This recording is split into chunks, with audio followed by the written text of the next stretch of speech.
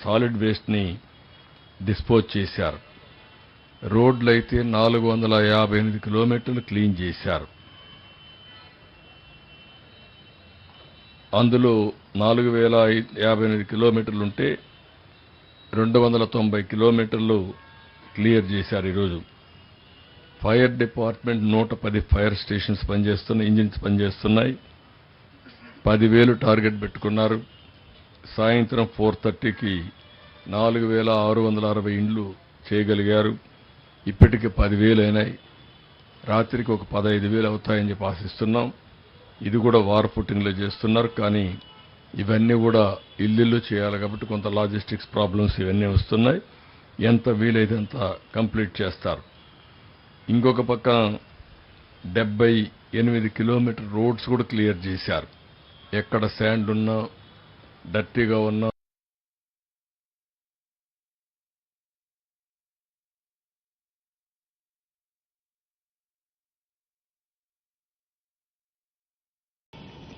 ఇది కాకుండా medical camps కూడా 161 మెడికల్ క్యాంప్స్ పెట్టారు.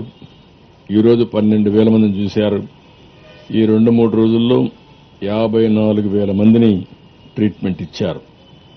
ఈరోజు మీరు చూస్తే ట్రాన్స్పోర్టేషన్ దగ్గర 681 వెహికల్స్ పనిచేస్తున్నాయి. ట్రాక్టర్లు, బస్సులు, ఆటో రిక్షాలు, జేసీబీలు, క్రెయిన్స్ ఇవన్నీ కలిపి 681 పనిచేస్తున్నాయి. ఇవి కాకుండా దగ్గర 1,300 పీడీఎస్ వెహికల్స్ పనిచేస్తున్నాయి. లారీలు కానీ, చిన్న ట్రక్స్ కానీ 1,300 పనిచేస్తున్నాయి. ఇది కాకుండా బోట్స్ అయితే పవర్ బోట్స్ కానీ ఇవన్నీ కూడా 161 ఇంకా ఉన్నాయి. ఇంకొక పక్కన ఇప్పటికీ 28 మంది చనిపోయినట్టు నిర్ధారణ చేశాం. క్రిమేషన్ కూడా వాళ్ళందరికీ పోస్ట్ మార్టం చేసి వాళ్ళకి అప్పచెప్పాం. యానిమల్స్ అయితే 67 చనిపోయినాయి. డ్రోన్స్ అయితే డిస్ట్రిబ్యూషన్కు ఒక 15 వాడుతున్నాం, సర్వలెన్స్కు ఒక 16 వాడుతున్నాం, స్ప్రేయింగ్కి ఒక 10 వాడుతున్నాం, ఇంకా ఒక 30 ప్రొక్యూర్ చేస్తున్నారు. ఇవన్నీ కూడా దగ్గర బిస్కెట్స్ కానీ, వాటర్ కానీ, మిల్క్ పాకెట్స్ కానీ ఒక 3,000 మందికి డిస్ట్రిబ్యూట్ చేశారు. ఈరోజు బస్సులు కూడా ఫ్రీగా పెట్టాం.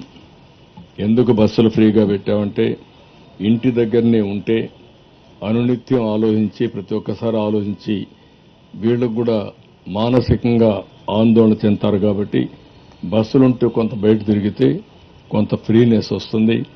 చిన్న పనులుంటూ కూడా చేసుకునే వీలు కల్పించాలనే ఉద్దేశంతోనే బస్సులు కూడా పెట్టాం, ఫ్రీ బస్సులు పెట్టాం. ఇంకొక పక్క టెలికమ్యూనికేషన్ కూడా ఆల్మోస్ట్ ఆల్ ఒక 15 తప్ప అక్కడ అన్నీ కూడా సెట్ అయినాయి. ఒక 15 సైట్స్ తప్ప అన్ని సైట్లు సెట్ అయినాయి. ఇప్పుడు కొత్తగా నిన్నే చెప్పాను, చాలా మంది ఎలక్ట్రీషియన్స్ అవసరం, ప్లంబర్స్ అవసరం. అదే మరి మనకు మోటార్ వెహికల్స్ ని మెకానిక్స్ అవసరం. ఈవెన్ గ్యాస్ స్టవ్లన్నీ రిపేర్ చేయడానికి మనుషులు కావాలి, చిన్న స్పేర్ పార్ట్స్ కావాలి. అందుకని దీన్ని పెద్ద ఎత్తున తీసుకున్నాం. ఎవరైతే అర్బన్ కంపెనీ ఉందో వాళ్ళని కూడా రమ్మని ఎక్కడికక్కడ ప్రజా చైతన్యం కూడా తీసుకొచ్చి వాళ్ళకి ఎవరు కావాలంటే వాళ్ళని పంపించే విధంగా దానికి ఒక ప్రత్యేకమైన కార్యక్రమం అరేంజ్ చేస్తున్నాం. వాళ్ళలో కూడా చైతన్యం తీసుకొస్తాం. ఎక్కడ కూడా ఒక ఏ వ్యక్తి కావాలన్నా లేకుంటే 2-3 కావాలన్నా, ఓసారి సరిగా పంపులు పనిచేయకపోతే ప్లంబర్ కావాలి, ఓసారి లైట్ సరిగా పనిచేయకపోతే ఎలక్ట్రీషియన్ కావాలి, ఓసారి మీకు మోటార్ మీ వెహికల్ ఉంటే ఆ వెహికల్ని రిపేర్ చేయడం మెకానిక్ కావాలి. ఇవన్నీ కూడా ఆలోచిస్తున్నాం. ప్రతి ఒక్క వ్యక్తికి ఊబరైజేషన్ ద్వారా మీకు కావలసిన వ్యక్తుల్ని అందుబాటులో పెట్టే బాధ్యత మేము తీసుకుంటాం. రేట్లు కూడా రేషనలైజ్ చేస్తాం. ప్రజల్లో చైతన్యం తీసుకొస్తాం. అదే మరి ఎవరైతే ఈ సర్వీసెస్ ప్రొవైడ్ చేస్తున్నారో వాళ్ళందరికీ కూడా రేటింగ్ కూడా ఉంటుంది.